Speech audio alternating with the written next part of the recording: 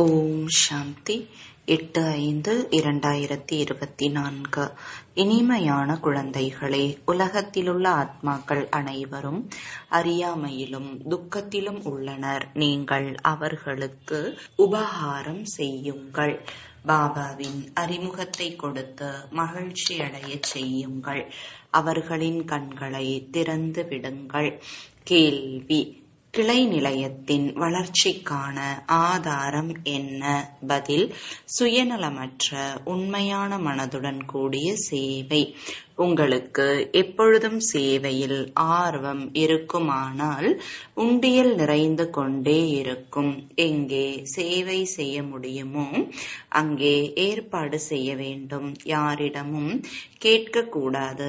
கேட்பதை விட இரத்தல் மேலானது. தாமாகவே அனைத்தும் வரும். நீங்கள் வெளியில் உள்ளவர்களைப் போல சந்தா வசூல் செய்யக்கூடாது. கேட்பதால் சென்டர் விரைவில் நிரம்பாது. அதனால் கேட்காமலேயே கிளை நிலையத்தை பராமரியுங்கள். ஓம் சாந்தி. ஆன்மீக குழந்தைகள் இங்கே அமர்ந்திருக்கிறார்கள். புத்தியில் இந்த ஞானம் உள்ளது. எப்படி நாம் ஆரம்பத்தில் மேலிருந்து வருகின்றோம், எப்படி விஷ்ணு அவதாரத்தின் ஒரு விளையாட்டை காட்டுகின்றனர். விமானத்தில் அமர்ந்து கொண்டு பிறகு கீழே வருகின்றனர். இப்போது குழந்தைகளாகிய நீங்கள் புரிந்து கொண்டீர்கள். என்னென்ன காட்டுகின்றார்களோ அவை அனைத்தும் தவறானவை. இப்போது நீங்கள் புரிந்து கொண்டீர்கள். நாம் ஆத்மாக்கள் உண்மையில் எங்கே வசிப்பவர்கள், எப்படி மேலிருந்து பிறகு இங்கே வருகிறோம், எப்படி 84 பிறவிகளின் பாகத்தை நடித்து தூய்மையற்றவர்கள் ஆகிறோம். இது நினைவில் இருக்க வேண்டும். இப்போது மீண்டும் பாபா தூய்மையாக ஆக்குகிறார். இதுவோ நிச்சயமானவர்களாகிய உங்களுடைய புத்தியில், இதுவோ அவசியம் மாணவர்களாகிய உங்களுடைய புத்தியில் இருக்க வேண்டும். 84 பிறவிகளின் சக்கரத்தை எப்படி சுற்றி வருகிறோம் என்பது நினைவில் இருக்க வேண்டும். பாபாதான் புரிய வைக்கிறார். நீங்கள் எப்படி 84 பிறவிகள் எடுக்கிறீர்கள் என்று. கல்பத்தின் ஆயுளுக்கு மிக நீண்ட காலம் கொடுத்த காரணத்தால் இவ்வளவு சுலபமான விஷயங்களை கூட மனிதர்கள் புரிந்து கொள்ளவில்லை.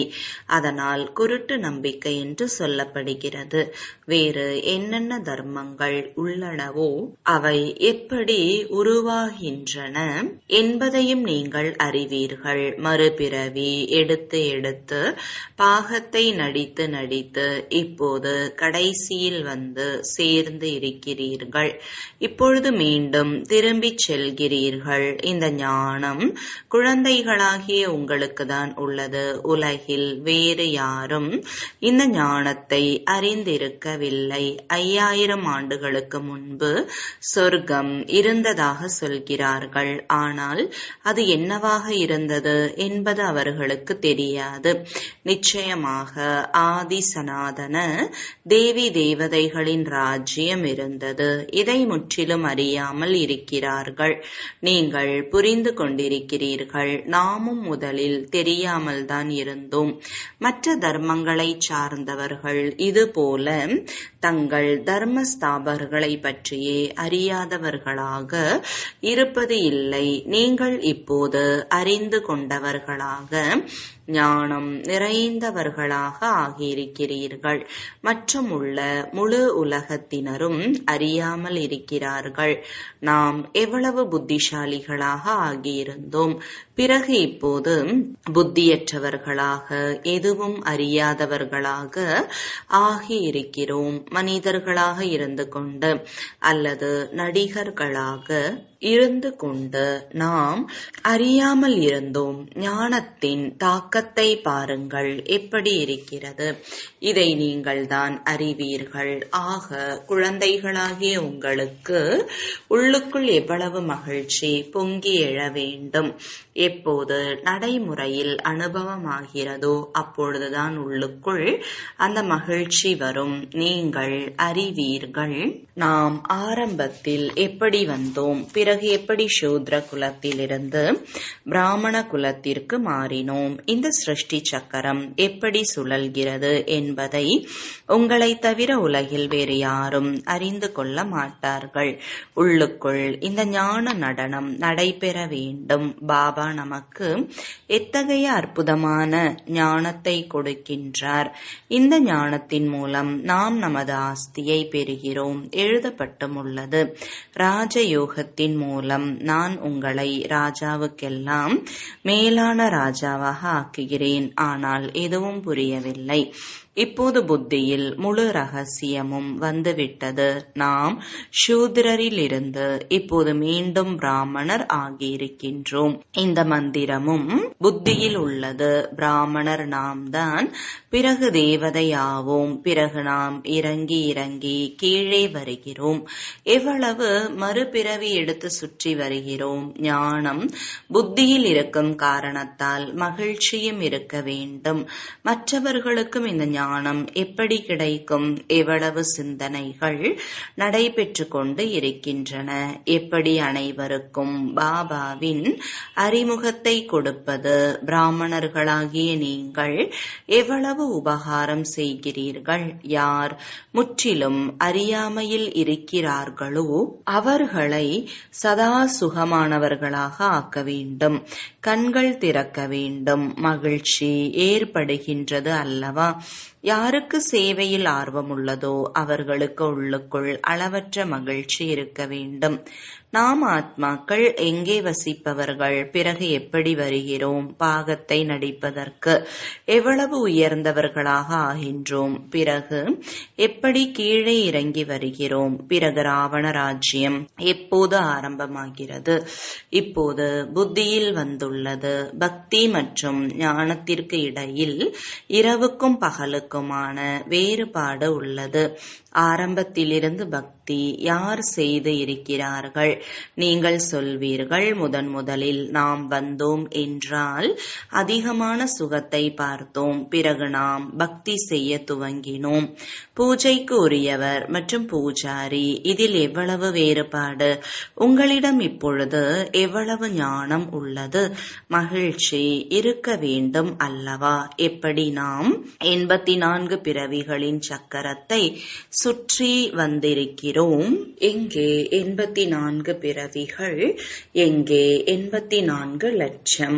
இவ்வளவு சிறிய விஷயம் கூட யாருடைய கவனத்திலும் வருவது இல்லை. லட்சம் வருடங்களோடு ஒப்பிட்டால் இது ஓரிரு நாளுக்கு சமமாகிவிடும். நல்ல நல்ல குழந்தைகளின் புத்தியில் இந்த சக்கரம் சுழன்று கொண்டே இருக்கிறது. அதனால்தான் சுய தரிசன சக்கரதாரி எனப்படுகிறது. சத்தியுகத்தில் இந்த ஞானம் இருப்பது இல்லை. சொர்க்கத்தை பற்றி எவ்வளவு புகழ் பாடப்பட்டு உள்ளது. அங்கே பாரதம் மட்டுமே இருந்தது. எது இருந்ததோ அது மீண்டும் உருவாகியே தீர வேண்டும். வெளியில் பார்ப்பதற்கு எதுவும் தெரிவது இல்லை. காட்சி கிடைக்கிறது. நீங்கள் அறிவீர்கள், இந்த பழைய உலகம் முடிந்தாக வேண்டும். பிறகு வரிசைப்படியாக நாம் புதிய உலகத்தில் வருவோம். ஆத்மாக்கள் பாகத்தை நடிப்பதற்காக எப்படி வருகின்றன என்பதை நீங்கள் புரிந்து கொண்டீர்கள். நாடகத்தில் காட்டப்படுவது போல ஆத்மாக்கள் மேலிருந்து இறங்குவது இல்லை. ஆத்மாவை இந்த கண்களால் பார்க்க முடியாது. ஆத்மா எப்படி வருகிறது? சிறிய உடலில் எப்படி பிரவேசமாகிறது? இது மிகப்பெரிய அற்புதமான விளையாட்டு. இது ஈஸ்வரிய படிப்பு. இதில் இரவும் பகலும் சிந்தனை செல்ல வேண்டும். நாம் ஒரு தடவை புரிந்து கொள்கிறோம், அதாவது பார்க்கிறோம், பிறகு வர்ணனை செய்கிறோம். முன்பு மாயாஜாலம் செய்பவர்கள் அநேக பொருட்களை வெளியில் எடுத்து காட்டினார்கள். பாபாவையும் மந்திரவாதி, வியாபாரி, நகை வியாபாரி என்றெல்லாம் சொல்கிறார்கள் அல்லவா? ஆத்மாவில்தான் முழு ஞானமும் இருக்கிறது. ஆத்மாதான் ஞானக்கடல். மேலும் பரமாத்மாதான் ஞானக்கடல் என சொல்கிறார்கள். ஆனால் அவர் யார்? எப்படி அவர் மந்திரவாதி? இது யாருக்கும் தெரியாது. முன்பு நீங்களும் இதை புரிந்து கொள்ளாமல் இருந்தீர்கள். இப்பொழுது பாபா வந்து தேவதையாக ஆக்குகிறார். உள்ளுக்குள் அளவற்ற மகிழ்ச்சி இருக்க வேண்டும். ஒரு பாபாதான் ஞானம் நிறைந்தவர், நமக்கு கற்பிக்கவும் செய்கிறார். இதை குழந்தைகளாகிய நீங்கள் மட்டுமே அறிந்து இருக்கிறீர்கள். இரவும் பகலும் இந்த சிந்தனை இருந்து கொண்டே இருக்க வேண்டும். இந்த எல்லையற்ற நாடகத்தின் ஞானத்தை ஒரு பாபா மட்டுமே சொல்ல முடியும், வேறு யாராலும் சொல்ல முடியாது. பாபா பார்த்து இருக்கிறாரா என்ன? ஆனால் அவருக்குள் முழு ஞானமும் உள்ளது. பாபா கூறுகிறார், சத்யுக திரேதா யுகத்தில் நான் வருவது இல்லை, ஆனால் முழு ஞானத்தையும் சொல்கிறேன். அதிசயமாக இருக்கிறது அல்லவா? யார் இந்த நாடகத்தில் நடிப்பு எதையும் எடுத்து கொண்டது இல்லையோ அவர் எப்படி சொல்கிறார்? பாபா கூறுகிறார், நான் எதையும் பார்ப்பது இல்லை, நான் சத்யுக திரேதா யுகத்திலும் வருவது இல்லை. ஆனால் எனக்குள் எவ்வளவு ஞானம் உள்ளது, நான் அதை ஒரே ஒரு முறை வந்து உங்களுக்கு சொல்கிறேன். நீங்கள் பாகத்தை நடித்தீர்கள், நீங்கள் அதை அறிந்திருக்கவில்லை. யார் எந்த ஒரு பாகத்தையும் நடிக்கவே இல்லையோ அவர் அனைத்தையும் கூறுகிறார். இது அதிசயம் அல்லவா? நாம் நடிப்பை ஏற்று நடிப்பவர்கள். நாம் எதையும் அறிந்து கொண்டிருக்கவில்லை. ஆனால் பாபாவிடம் எவ்வளவு ஞானம் முழுவதும் உள்ளது. பாபா கூறுகிறார், நான் சத்யுக திரேதா யுகத்தில் வருவது இல்லை. உங்களுக்கு அனுபவம் கூறுவதற்கு நாடகப்படி பார்க்காமலே அனுபவம் செய்யாமலே முழு ஞானத்தையும் தருகிறேன். எவ்வளவு பெரிய அதிசயம்! நான் பாகத்தை நடிக்க வருவதே இல்லை, ஆனால் உங்களுக்கு முழுவதையும் சொல்லி புரிய வைக்கிறேன். அதனால்தான் என்னை ஞானம் நிறைந்தவர் என்கின்றனர். ஆக பாபா கூறுகிறார், இனிமையிலும் இனிமையான குழந்தைகளே, தனக்கு முன்னேற்றத்தை அமைத்துக் கொள்ள வேண்டும் என்றால் தன்னை ஆத்மா என்று புரிந்து கொள்ளுங்கள். இது விளையாட்டு. நீங்கள் மீண்டும் இது போலவே விளையாடுவீர்கள். தேவி தேவதை ஆவீர்கள். பிறகு கடைசியில் சுற்றி வந்து மனிதர்களாக ஆவீர்கள். வியப்படைய வேண்டும் அல்லவா? பாபாவிற்கு இந்த ஞானம் எங்கிருந்து வந்தது? அவருக்கோ எந்த ஒரு குருவும் கிடையாது. நாடகப்படி முதலில் இருந்தே அவருக்குள் பாகத்தை நடிப்பதற்கென்று விதிக்கப்பட்டுள்ளது. இதை இயற்கை என்றுதானே சொல்வீர்கள். ஒவ்வொரு விஷயமும் அற்புதமானதாகும். ஆக பாபா அமர்ந்து புதிய விஷயங்களை சொல்லி புரிய வைக்கிறார். அத்தகைய தந்தையை எவ்வளவு நினைவு செய்ய வேண்டும்? 84 பிறவிகளின் சக்கரத்தையும் நினைவு செய்ய வேண்டும். இந்த ரகசியத்தையும் பாபாதான் கூறுகிறார், புரிய வைக்கிறார். விராட்ட ரூப சித்திரம் எவ்வளவு நன்றாக இருக்கிறது. லக்ஷ்மி நாராயணர் அல்லது விஷ்ணுவின் சித்திரத்தை உருவாக்குகிறார்கள். நாம் எப்படி 84 பிறவிகளில் வருகிறோம் என்பதை காட்டுகிறார்கள். நாம் தான் தேவதையாக, பிறகு சத்திரியராக, பிறகு வைஷ்யராக, பிறகு சூத்ரராக ஆனோம். இதை நினைவு செய்வதில் என்ன கடினம் உள்ளது? பாபா ஞானம் நிறைந்தவர். அவர் யாரிடமும் படித்தது இல்லை. சாஸ்திரங்கள் முதலியவற்றையும் படித்தது இல்லை. எதையும் படிக்காமல், எந்த ஒரு குருவையும் வைத்துக் கொள்ளாமல் இவ்வளவு ஞானம் முழுவதையும் அமர்ந்து கூறுகிறார் என்றால் இதுபோல ஒருபோதும் யாரையும் பார்த்தது இல்லை. பாபா எவ்வளவு இனிமையானவர்! பக்தி மார்க்கத்தில் யார் யாரையோ இனிமையானவர்கள் என நினைக்கிறார்கள். யாருக்கு என்ன தோன்றுகிறதோ அதன்படி பூஜை செய்ய துவங்குகின்றனர். பாபா வந்து அனைத்து ரகசியங்களையும் சொல்லி புரிய வைக்கிறார். ஆத்மாதான் ஆனந்த சொரூபம். பிறகு ஆத்மாதான் துக்க ரூபத்தில் மோசமாகி விடுகிறது. பக்தி மார்க்கத்தில் நீங்கள் எதுவும் தெரியாமல் இருந்தீர்கள். எனக்கு எவ்வளவு புகழ் செய்கிறார்கள், ஆனால் எதையும் தெரிந்து கொண்டு இருக்கவில்லை. இதுவும் எவ்வளவு அற்புதமான விளையாட்டு! இந்த விளையாட்டு முழுவதையும் பாபா சொல்லி புரிய வைத்திருக்கிறார். இவ்வளவு சித்திரங்கள், ஏணிப்படி முதலியவற்றை ஒருபோதும் பார்த்தது கூட இல்லை. இப்போது பார்க்கிறார்கள், கேட்கிறார்கள் என்றால் சொல்லவும் செய்கிறார்கள். இந்த ஞானம் யதார்த்தமானது. ஆனால் காமம் மிக பெரிய எதிரி. இதன் மீது வெற்றி கொள்ள வேண்டும். இதை கேட்டு மந்தமாகி விடுகிறார்கள். நீங்கள் எவ்வளவு சொல்லி புரிய வைக்கிறீர்கள், ஆனாலும் புரிந்து கொள்வதே இல்லை. எவ்வளவு முயற்சி செய்ய வேண்டியுள்ளது. இதையும் அறிந்திருக்கிறீர்கள். கல்பத்திற்கு முன்பு யார் புரிந்து கொண்டார்களோ அவர்கள்தான் புரிந்து கொள்வார்கள். தெய்வீக பரிவாரத்தை சார்ந்தவர்களாக ஆகக்கூடியவர்கள் யாரோ அவர்களுக்கு தான் தாரணை ஆகும். நீங்கள் அறிவீர்கள், நாம் ஸ்ரீமத் படி அரசாட்சியை உருவாக்கி கொண்டு இருக்கிறோம். பாபாவின் கட்டளையாவது மற்றவர்களையும் உங்களைப் போல ஆக்குங்கள். பாபா முழு ஞானத்தையும் சொல்லிக் கொண்டிருக்கிறார். நீங்களும் சொல்லிக் கொண்டிருக்கிறீர்கள். ஆக நிச்சயமாக இந்த சிவபாபாவின் ரதமும் கூட சொல்ல முடியும்.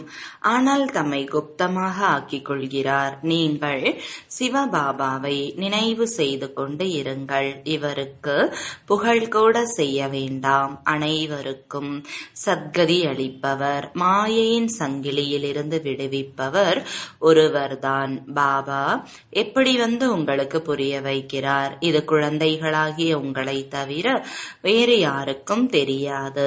ராவணன் என்பது என்ன பொருள் என்பது கூட மனிதர்களுக்கு தெரியாது. ஒவ்வொரு வருடமும் எரித்துக் கொண்டே வருகின்றனர். விரோதியின் உருவ பொம்மையை தான் உருவாக்குகிறார்கள் அல்லவா?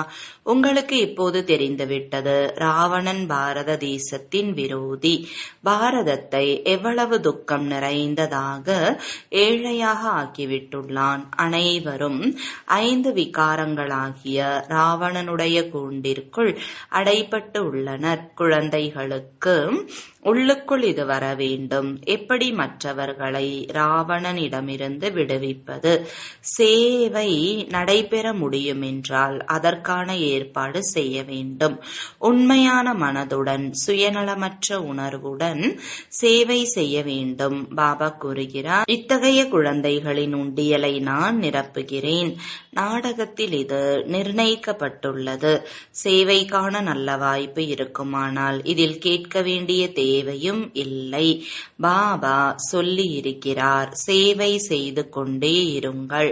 யாரிடமும் எதையும் கேட்க வேண்டாம். கேட்பதை விட இறப்பது மேல். தானாகவே உங்களிடம் வந்துவிடும். கேட்பதால் கிளை நிலையம் இவ்வளவு வேகமாக நிரம்பாது. கேட்காமல் நீங்கள் கிளை நிலையத்தை பராமரியுங்கள். தானாகவே அனைத்தும் வந்து கொண்டிருக்கும். அதில் சக்தி இருக்கும். எப்படி வெளியில் உள்ளவர்கள் சந்தா வசூலிக்கிறார்களோ அதுபோல நீங்கள் செய்யக்கூடாது. மனிதர்களை ஒரு பொழுதும் பகவான் என்று சொல்ல மாட்டார்கள். ஞானம் விதையாக உள்ளது. விதை வடிவமான பாபா வந்து உங்களுக்கு ஞானம் தருகிறார். விதைதான் ஞானம் நிறைந்ததல்லவா? அந்த ஜட விதைகளோ வர்ணனை செய்ய முடியாது. நீங்கள் வர்ணனை செய்கிறீர்கள். அனைத்து விஷயங்களையும் உங்களால் புரிந்து கொள்ள முடியும். இந்த எல்லையற்ற மரத்தை பற்றி யாரும் புரிந்து கொள்ளவில்லை. எல்லையற்ற குழந்தைகளாகிய நீங்கள் அறிவீர்கள். வரிசைப்படியான முயற்சியின் அடிப்படையில் பாபா சொல்லி புரிய வைக்கிறார். மாயையும் சக்தி வாய்ந்தது. கொஞ்சம் சகித்து கொள்ள வேண்டி உள்ளது. எவ்வளவு கடுமையான விகாரங்கள்! நன்றாக சேவை செய்கின்ற குழந்தைகளுக்கும் கூட போக போக மாயையின் அடி விழுந்து விடுகிறது. நாங்கள் விழுந்து விட்டோம் என்று சொல்கிறார்கள். ஏணிப்படியில் மேலே ஏறி ஏறி பிறகு கீழே விழுந்து விடுகின்றனர். ஆக சம்பாதித்த வருமானம் எல்லாம் காணாமல் போய்விடுகிறது. தண்டனை கண்டிப்பாக கிடைத்தாக வேண்டும். பாபாவிடம் உறுதிமொழி எடுக்கின்றனர். இரத்தத்தினால் கூட எழுதி கொடுக்கின்றனர். பிறகு காணாமல் போய்விடுகின்றனர். பாபா பக்காவாக ஆக்குவதற்காக பார்க்கவும் செய்கிறார். இவ்வளவு யுக்திகள் செய்தும் கூட மீண்டும் உலகத்தின் பக்கம் போய்விடுகின்றனர். எவ்வளவு சுலபமாக சொல்லி புரிய வைக்கிறார். பாகத்தை நடிப்பவர் தன்னுடைய பாகத்தை பற்றி சிந்தனை செய்ய வேண்டும். தன்னுடைய பாகம் யாருக்கும் மறக்காது. பாபாவோ தினம்தோறும் விதவிதமாக சொல்லி புரிய வைத்துக் கொண்டே இருக்கிறார். நீங்களும் அநேகருக்கு சொல்லி புரிய வைக்கிறீர்கள். பிறகும் சொல்கிறார்கள், நாம் பாபாவிடம் நேராக சந்திக்க போக வேண்டும். பாபாவின் அற்புதம் இது. தினம்தோறும் முரளியை கூறுகிறார். அவர் நிராகாரர். பெயர், வடிவம், தேசம், காலம் எல்லாம் கிடையாது. பிறகு எப்படி முரளி சொல்வார்? வியப்படைகிறார்கள். பிறகு பக்காவாக ஆகி வருகிறார்கள். இப்படிப்பட்ட தந்தை ஆஸ்தியை தருகிறார். அவரிடமிருந்து அது கிடைக்க வேண்டும் என்று மனம் விரும்புகிறது. இந்த அறிமுகத்துடன் வந்து சந்தித்தால் பாபாவிடமிருந்து ஞான ரத்தினங்களை தாரணை செய்ய முடியும். ஸ்ரீமத்தை பின்பற்றி நடக்க முடியும். நல்லது. இனிமையிலும் இனிமையான காணாமல் போய் கண்டெடுக்கப்பட்ட செல்லமான குழந்தைகளுக்கு தாயும் தந்தையுமாகிய பாப் தாதாவின் அன்பு நினைவுகள் மற்றும் காலை வணக்கங்கள். ஆன்மீக குழந்தைகளுக்கு ஆன்மீக தந்தையின் வணக்கங்கள். ஆன்மீக தந்தைக்கு ஆன்மீக குழந்தைகளின் அன்பு நினைவுகளும் வணக்கங்களும். தாரணைக்கான முக்கிய சாரம்: ஞானத்தை வாழ்க்கையில் நடைமுறைப்படுத்தி அளவற்ற மகிழ்ச்சியின் போதையில் இருக்க வேண்டும். அற்புதமான ஞானம் மற்றும் ஞான வள்ளலை நினைவு செய்து ஞான நடனம் ஆட வேண்டும். இரண்டாவது, தன்னுடைய நாடகத்தின் பாகத்தை மட்டுமே சிந்திக்க வேண்டும். மற்றவர்களின் பாகத்தை பார்க்கக்கூடாது. மாயை மிகவும் சக்தி நிறைந்தது. அதனால் எச்சரிக்கையாக இருக்க வேண்டும். முன்னேற்றத்திலேயே ஈடுபட்டிருங்கள். சேவையில் ஆர்வம் வையுங்கள். வரதானம்: நல்ல விஷயத்தால் கவரப்படுவதற்கு பதில் அதை தனக்குள் தாரணை செய்யக்கூடிய பரமாத்ம ஸ்நேகி ஆகுக. விளக்கம்: பரமாத்மாவிற்கு அன்பானவர் ஆக வேண்டும் என்றால் தேக உணர்வின் தடைகளை சோதித்து பாருங்கள். குழந்தைகளில் பலர் கூறுகிறார்கள், இவர் மிக நன்றாக இருக்கிறார், அதனால் கொஞ்சம் இரக்கம் வருகிறது. சிலருக்கு யாராவது ஒருவருடைய சரீரத்தின் மீது பற்று ஏற்படுகிறது. இன்னும் சிலருக்கு ஒருவருடைய குணங்கள் அல்லது சிறப்புகள் மீது பற்றுதல் ஏற்படுகிறது. அதனால் அந்த சிறப்புத்தன்மை அல்லது குணத்தை கொடுப்பவர் யார்? ஏதேனும் நல்லது இருந்தால் நல்லதை கடைபிடியுங்கள். ஆனால் நல்லதின் தாக்கத்தில் வராதீர்கள். விலகியும் பாபாவிற்கு அன்பானவராகவும் ஆகுங்கள். அத்தகைய அன்பானவர், அதாவது பரமாத்ம ஸ்நேகி, எப்பொழுதும் பாதுகாப்பாக இருப்பார். ஸ்லோகன்: அமைதி சக்தியை வெளிப்படுத்துவீர்கள் என்றால் சேவையின் வேகம் தீவிரமாக செல்லும். ஓம் சாந்தி.